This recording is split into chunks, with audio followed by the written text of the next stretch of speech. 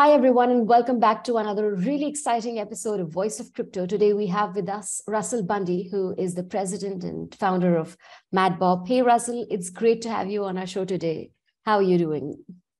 Thank you for having me on the show, and I'm good. And just to quickly say, I'm the president and CEO, by the way. Just a little bit of clarification, but it's okay, don't worry. Yeah, I'm sure. Your LinkedIn said otherwise, so gotta stick to it. The thing is, my titles have been mixing up a little bit recently, but technically I am the founder, but it doesn't really matter. Doesn't matter, I'm sure. No. So tell us more about MadBop, about yourself, what you're up to currently, what sort of projects are you involved with? Oh, a lot of questions there. I'll start with MadBop. So MadBop is a women-centric NFT music platform. So basically, we're focused on women musicians specifically. Super. And we're basically empowering women in the music industry specifically because they have a lot of issues such as like ageism, sexism, harassment, forced to look good. There's so many issues that women face within the music industry. And the stats are that, women only account for like 21% of the total artists in the music industry. And it's been that way for like decades. So, and the reasons for that are just basically the reasons what I said before. So what we're doing specifically in Web3 is solving those issues with obviously the blockchain technology and providing like a safe space and environment for women artists or should I say women creators in general in the music industry, whether you're a producer and all that, to come to be able to become part of like a safe community, also get a load of support and our services behind the scenes as well. Also sell your own NFTs on the platform directly to your fans, so that you can obviously earn money directly from your fans and get support from them and build your own communities and stuff as well. There's a lot of things we do, but that's kind of like a summary, so to speak, and the problem that we are genuinely solving behind MadBop as well. So. Oh, sounds good. So apart from MadBop, are there any other projects that you're involved with? Oh, God. Always a tricky question to answer. NDAs and all that. I will say, I don't know if I'm allowed to say, to be honest with you. I would rather not. Let's just say that we're doing something massive behind the scenes and just basically watch this space kind of thing. Right. Your communities are waiting eagerly, I'm sure. Yeah, and there's a few big people that we're working with. So anyway, I don't want to say too much. So yeah. Okay, that sounds good. So you also host a podcast, if I'm not wrong. Yes, so I run a women music podcast, specifically to discuss issues and topics around what women face inside the music industry. And myself and Mariana, she was originally my co-host and we was doing it together.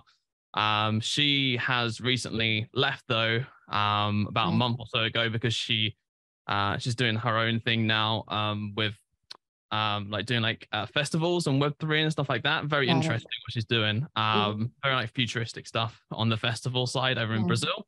So because of that, and because she's very busy now, I'm basically looking to find a new co-host now for the podcast, and then we'll start ramping them up again in the new year. So that's why we haven't done any podcasts on there for a while. So, yeah. Sounds pretty good. So have you had any interesting guests, any big names on your podcast? My favorite one was Jess from Soga World. Amazing lady.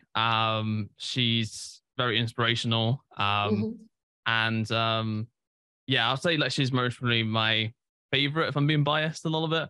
But also, do you know what? I actually really love Mariana because she has a very unique perspective on everything inside the music industry, because she was heavily in the DJ scene with all guys and everything. So she's experienced a lot herself. So that is predominantly a male-dominated arena, right? Yeah. The DJing industry.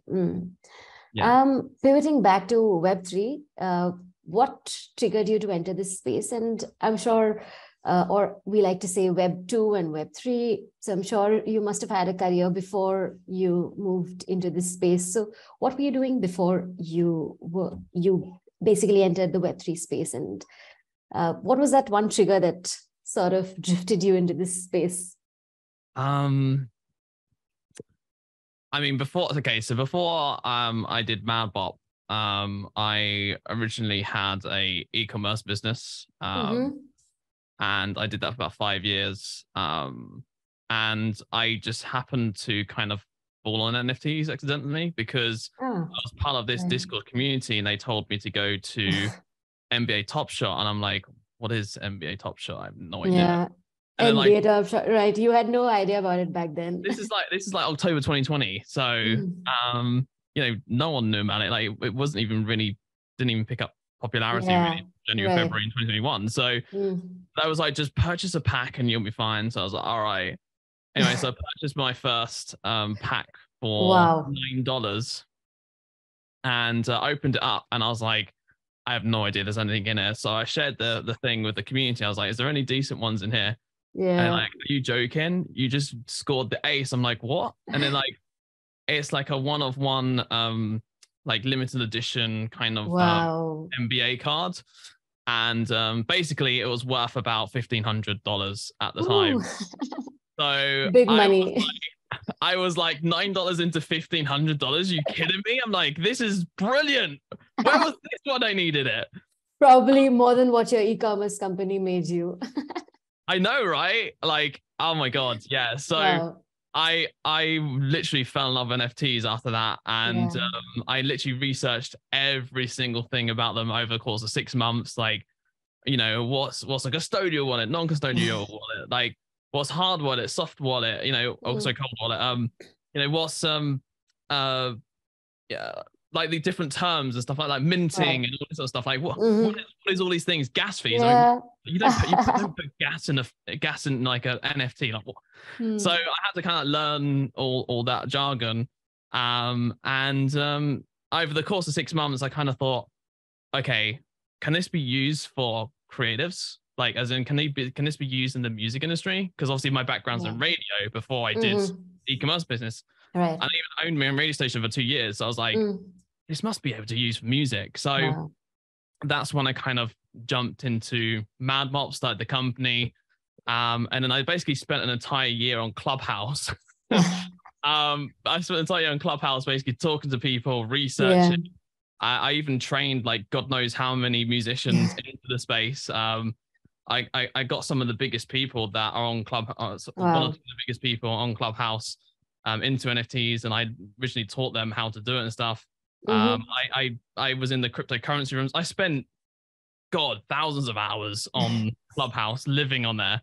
And then that's when the world turned upside down. I did Metaverse events, and it's been a fun journey. Must have been pretty exciting. Yes, I'm sure. Yeah.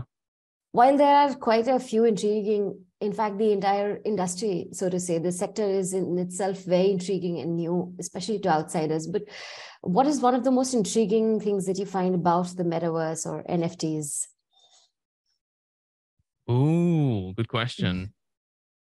When I first got in it, it was all to do with like ownership of digital assets, because I was also into kind of like the gaming side of things. I used to play games. So owning a digital asset, that kind of intrigued me, because I'm like, you can own like weapons and guns and stuff like that in games. So that kind of started it. And then the whole kind of authentication as well, like, and blockchain being so transparent and interoperable, and like all these kind of sort of things just kind of intrigued me a lot.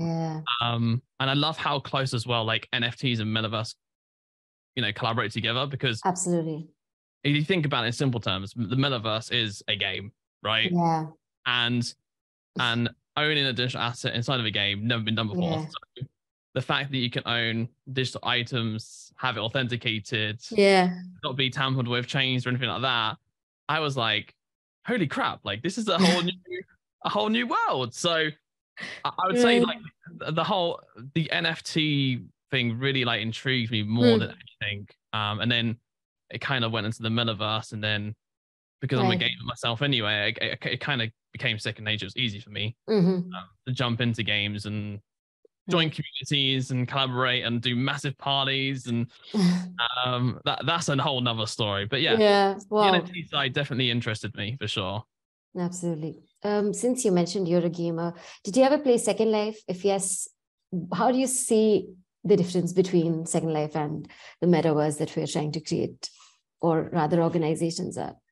Good question. So I wasn't ever really heavily into Second Life, to be honest with you. I played it a few times. It wasn't really like my game. I played kind of more like Riot game stuff like League of Legends, or like Call of Duty, kind of stuff like that. But it did, when I kind of went in there and explored it and experienced it for myself. But this is before NFTs and actual metaverse. Yeah, that was way before that. It was a really interesting game. I actually didn't mind kind of like hanging out there and having like different plans and having like different pets and stuff like that, or going on to like a little random dance floor and that was fun. It's a really interesting game. As obviously kind of the metaverse is become more forward and more advanced and stuff like that, I don't know how Second Life can obviously be keep up, because the way in which kind of other metaverses are working is they're allowing you to basically use a metaverse inside your browser, and that's one big issue that they have, is like you have to download the game and then play it on your computer to be able to go inside it, instead of just me going onto my mobile like here and just go, okay, let me just load up a browser like in Crypto Voxels, for example. Just get into my metaverse, right? Yeah. So they definitely need to kind of adapt with the times a lot more. I think they would be. The only issue is, like I said, the graphics and stuff like that. Most probably with it is there's a few issues, but Second Life overall is a great game. It's a great experience. Absolutely. It's a great world to wander around in and experience. But they just need to get the kind of like more modern times rather than being like 5 years ago. I'm sure it was revolutionary in the day. I mean, I've played it a couple of times, never really was super interested in it, but I know how the interface looks. And it was, in fact, revolutionary when we were playing it like 3, 4, 5 years back. But not anymore. It feels like the world has prospered. And while I'm sure it's a great game and people love it out there, don't know where they're going to go with it, really, with the metaverse in picture now. So I just wanted to jump on that, because I think Spatial was very interesting. I really like how they've done it. As in, like, they kind of done the whole Web 2 to Web 3. You can log into your email and stuff like that. You can just go in there on your browser. You don't have to worry about things. And I think they're doing it in a very interesting way, and they're doing it, and the updates that they're doing as well is really good. Spatial's definitely one to look out for sure. Okay, sounds great. Also, you've been in the music industry before that. You were you were in the radio sector. So yes, with the merge of NFTs, metaverse, and now we see a lot of musicians are making their own NFTs. They're releasing their own NFT collections. Do you think that arts and music will one day be completely driven by Web3? 100%. Without a doubt, 100%. Yeah. And how do you think that will materialize? I think it's going to be a gradual change. I don't think it's just going to be instant. A lot of people are used to streaming now. So it's going to be a change from switching over from streaming to kind of like NFTs, the same as when CDs and that, had to transition to MP3s, and then from downloading MP3s to streaming. So it's going to be a conversion once again. Do I think streaming is going to be extinct? No. I still think streaming will be around for a long time to come. Right. What I think NFTs would be used, it would be kind of used as an additional source of revenue on top of the streaming, because the streaming does not give the revenue that you want, but it does give the reach, right? As in, like, if you want people to listen to your music, to find out about you and stuff like that, boom, you're there. So I think NFTs are going to be a core part in offering like digital collectibles, special limited editions, stuff like that. Unique utilities that can kind of go along with experiences, that kind of sort of stuff, more than replacing streaming. So I don't think it'll replace it. I think it will slow it down, but I think NFTs have a huge growth, a huge potential to go. Yeah. Absolutely. While the market does look a little shaky now, and people, a lot of mainstream media organizations were saying that NFTs aren't going anywhere, plus especially with the trading volume down and all. But I don't think that is the case, right? I mean, it's just a phase. That's a load of yeah. yes, in simple BS, terms. right. Yes.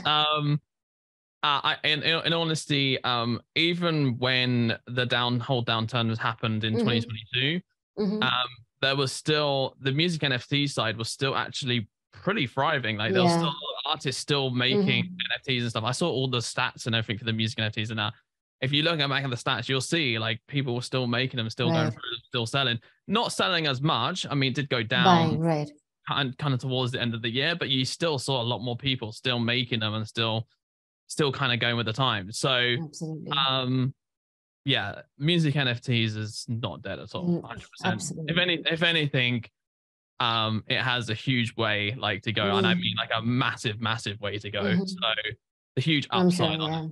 So absolutely. But with the mainstream media in place and a lot of people still not knowing about the concept of Web3, metaverse, cryptocurrencies. In fact, in a lot of developing nations, the idea of blockchain, the simple differentiation between blockchain, cryptocurrencies, NFTs is not clear. So there are a lot of myths around the space. So are there any myths that you want to bust on our channel today for our viewers?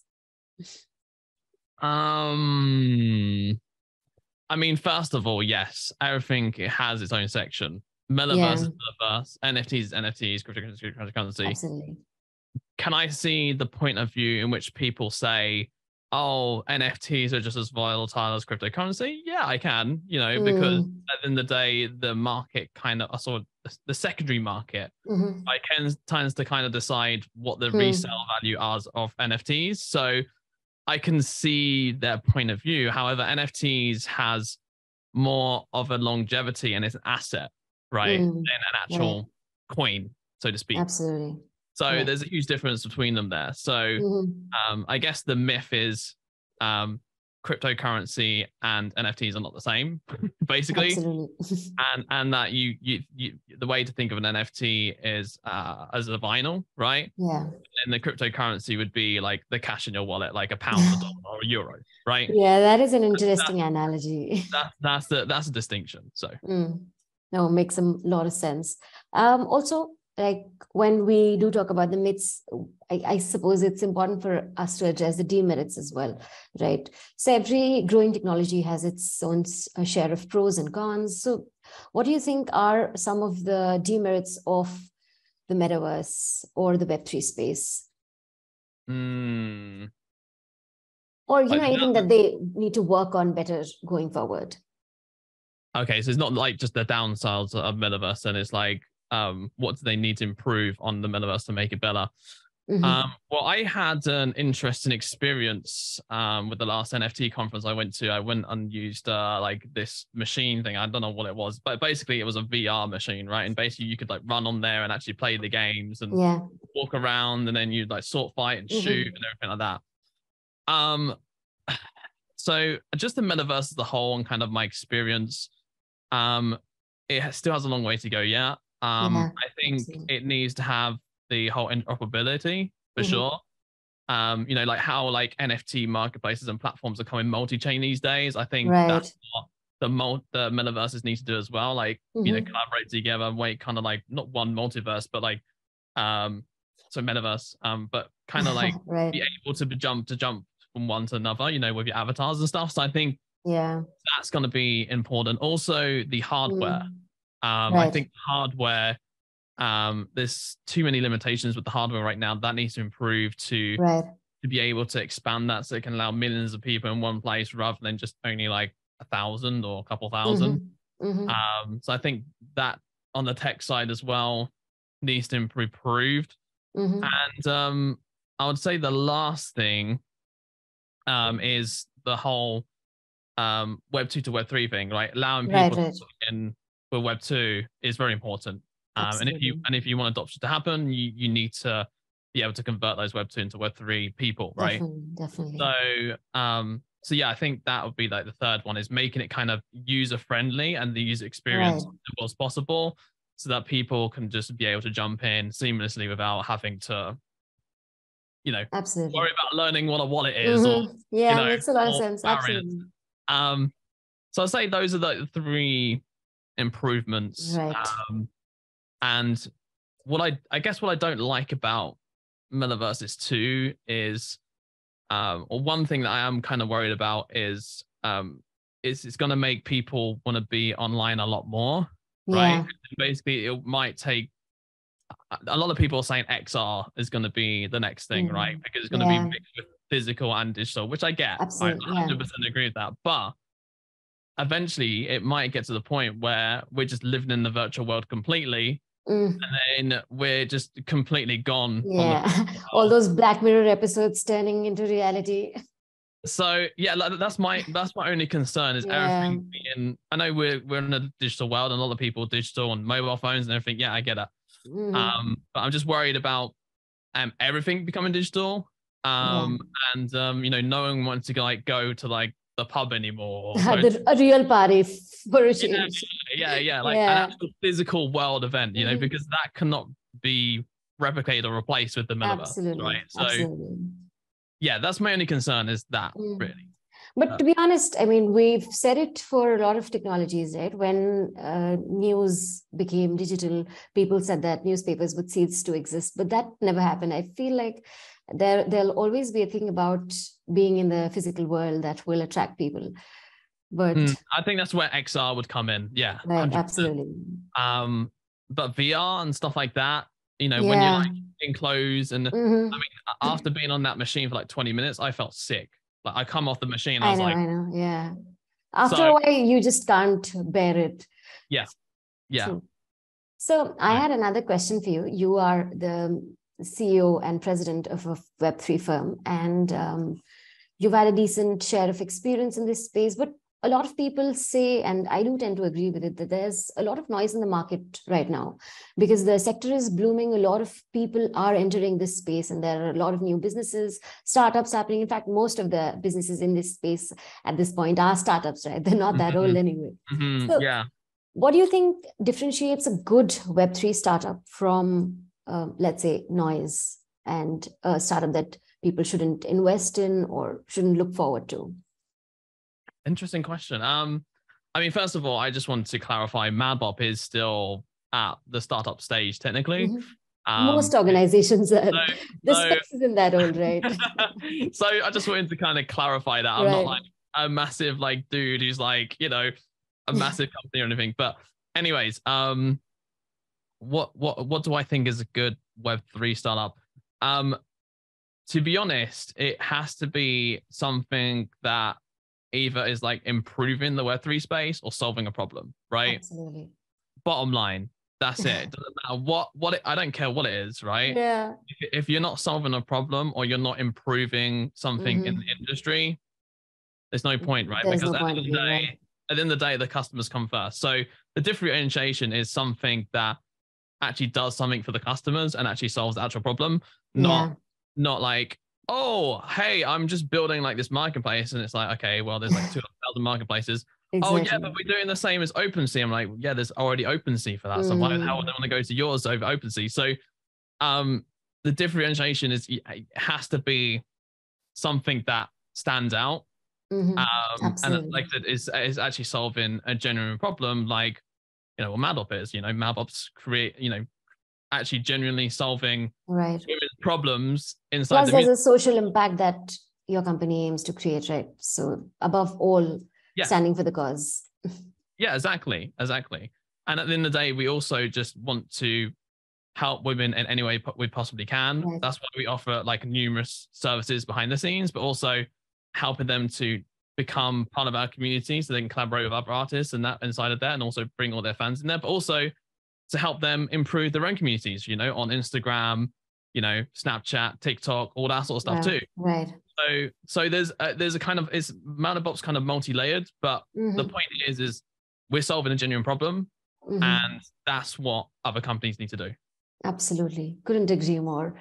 This was a really interesting chat. And before I close this interview, I would love for you to give any wrapping thoughts that you have, any 2 cents for our viewers.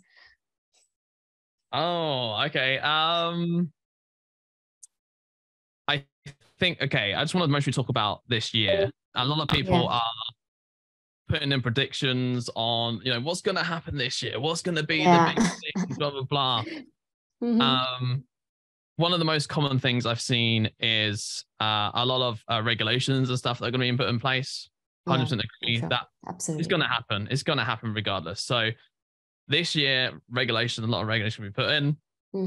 Second thing people keep going on about is, stay away from the whole NFT bundle, the NFT thing, and switch it to something like digital collectibles or something like that, which is nothing to do with NFTs because of the whole scammers and everything like that. Right.